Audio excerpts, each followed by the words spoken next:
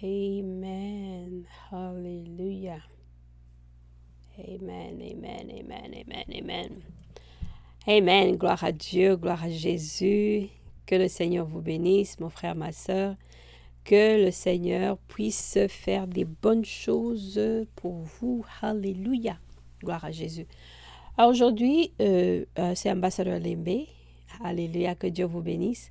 Je voudrais parler d'un sujet qui est un peu qui est personnel pour moi, parce que ça me concerne personnellement. Et c'est à propos des missions, être missionnaire. Qu'est-ce que ça veut dire? Pourquoi? Et toutes ces choses. En fait, j'ai une foire de questions, ok, et que que je reçois fréquemment quand je fais les missions, quand je suis en mission. Et donc, je voulais partager avec vous parce que quand j'étais dernièrement, assez récemment, j'étais au Congo, à Kinshasa, en mission. Et j'ai eu l'opportunité, en tout cas par la grâce de Dieu, de m'adresser à peu près 50 jeunes femmes à propos des missions, celles qui étaient intéressées aux missions, celles qui voulaient comprendre un peu plus ce que ça représente. Alors, je voulais partager ça avec vous aussi, parce qu'en fait, d'une façon ou d'une autre, un peu ce que j'ai remarqué, c'est que beaucoup de chrétiennes ne sont pas très attirées à devenir missionnaires, et surtout, en tout cas, les Noirs, les Noirs, tous les Noirs, et aussi généralement les francophones. Il y a une peur que les gens ont d'être en mission, d'aller en mission, et qu'est-ce que ça représente. Il y a beaucoup de mauvaises idées que les gens ont de ce que ça veut dire être missionnaire. Et donc moi, je voulais partager mon expérience. Et donc voilà. Pour moi, par exemple, juste un historique un peu de pourquoi et comment je me suis retrouvée dans les missions. Il y a plusieurs années, après que j'ai moi j'ai grandi dans une famille catholique, et quand j'ai donné ma vie à Christ pour servir le Seigneur, donc il y a une des églises où j'étais, et le pasteur avait différents pasteurs qui œuvraient dans d'autres pays. Et donc, c'était des missionnaires. Et donc, ils m'avaient responsabilisé un peu de faire leur identité, comme quoi ils étaient comme une branche de l'église principale. Et donc là, c'était mon premier rapport, si je peux dire, avec les missions, mais aussi le fait qu'auparavant, j'avais eu à voir ou à regarder un peu beaucoup sur le ministère de Billy Graham, qui deviendra aussi une grande partie de mon ministère, parce que j'ai œuvré dans le ministère de Billy Graham pendant à peu près 6 ans comme volontaire, et dans différentes fonctions. Mais devenir missionnaire aussi, c'était, une fois j'étais en retraite, et une des dames avec qui j'étais en retraite au moment de la pause, elle m'a raconté son histoire de comment elle était devenue missionnaire. Et en fait, là où on était, dans l'endroit de retraite, c'était un endroit où on formait les missionnaires. Bon, moi, j'y allais généralement pour aller prier, et généralement pour être beaucoup plus en communion avec des missionnaires, sans toutefois le savoir, bien sûr.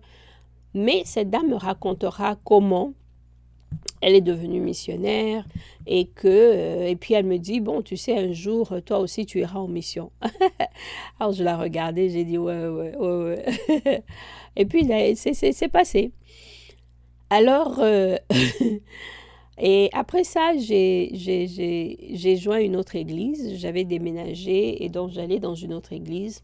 Et cette église-là avait une partie de leur ministère, en tout cas financièrement, ils donnaient pour les missions. Ils avaient des missions partout.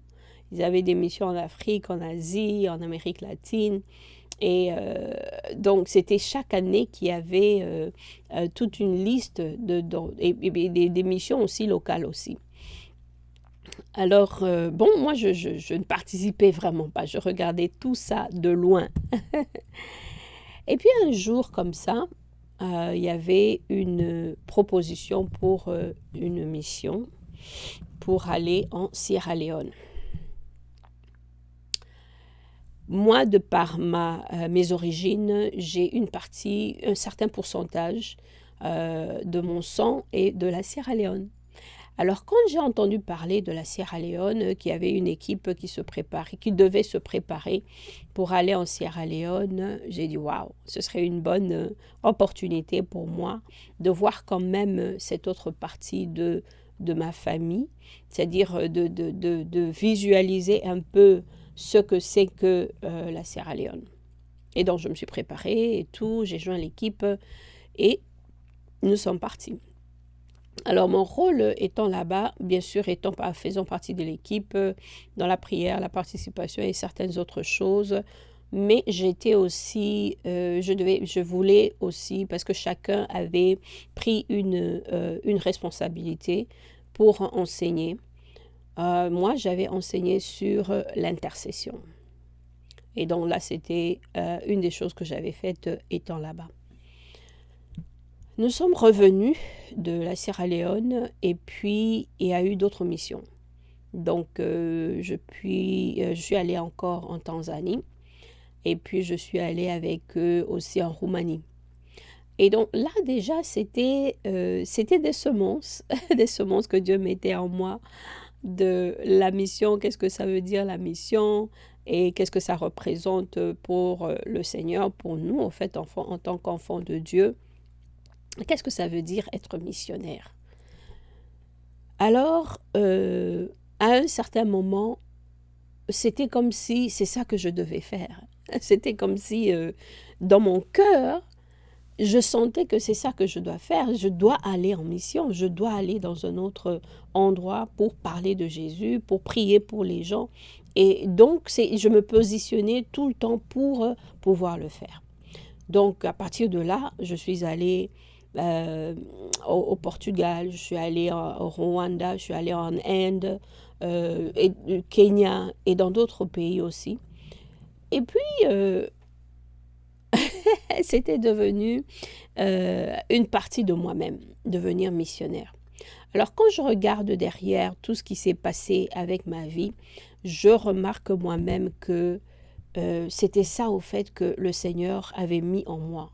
C'était ça que le Seigneur avait construit en moi, ce désir d'aller et d'aller proclamer la bonne nouvelle de Christ, de donner aux autres personnes la révélation de ce que c'est que d'appartenir à la famille de Dieu, de ce que c'est que d'être un enfant de Dieu.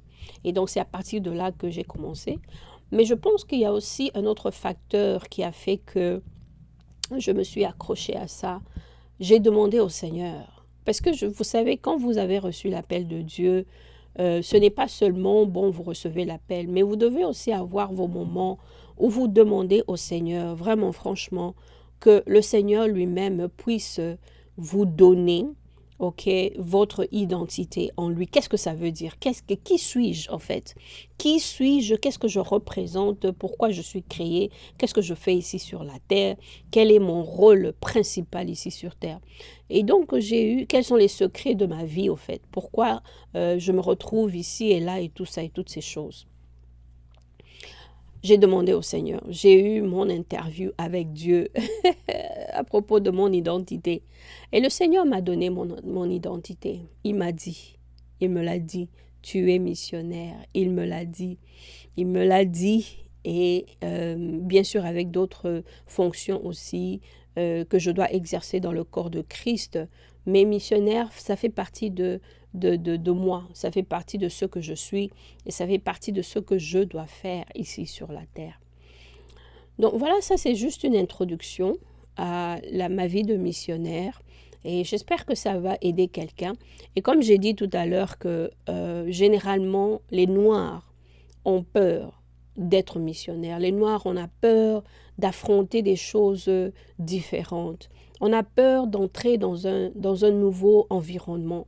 On se dit toujours qu'il y a quelque chose de mauvais qui va se passer si on est introduit à cette nouvelle chose.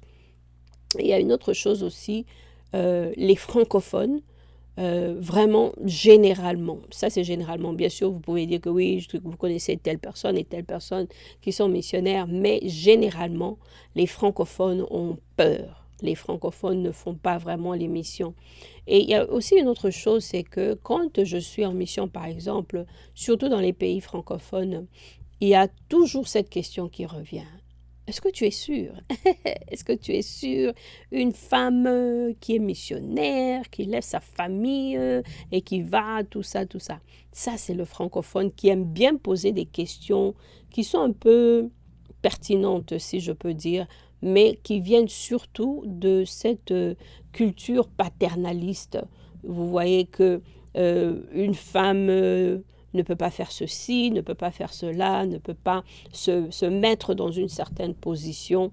Et donc, ça fait que ce sont des questions que les gens posent.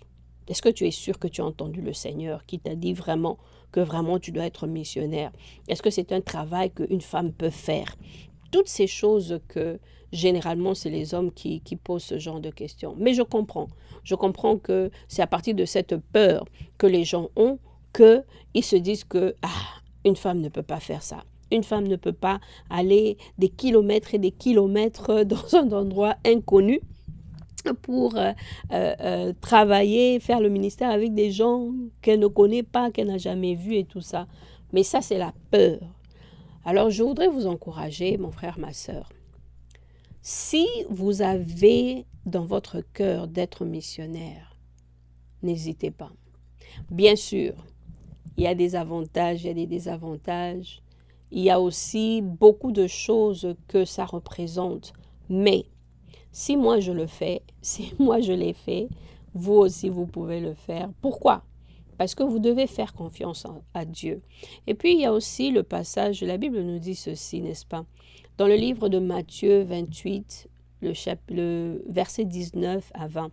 La Bible dit « Allez, faites de toutes les nations des disciples, les baptisons au nom du Père, du Fils et du Saint-Esprit, et enseigne-leur à observer tout ce que je vous ai prescrit, et voici, je suis avec vous tous les jours, jusqu'à la fin du monde. » Je pense que ces paroles de Christ doivent être des paroles sûres, sur lesquelles nous pouvons nous accrocher pour aller en mission, pour faire, obéir à Dieu, pour faire ce que Dieu, Jésus nous demande de faire. Amen.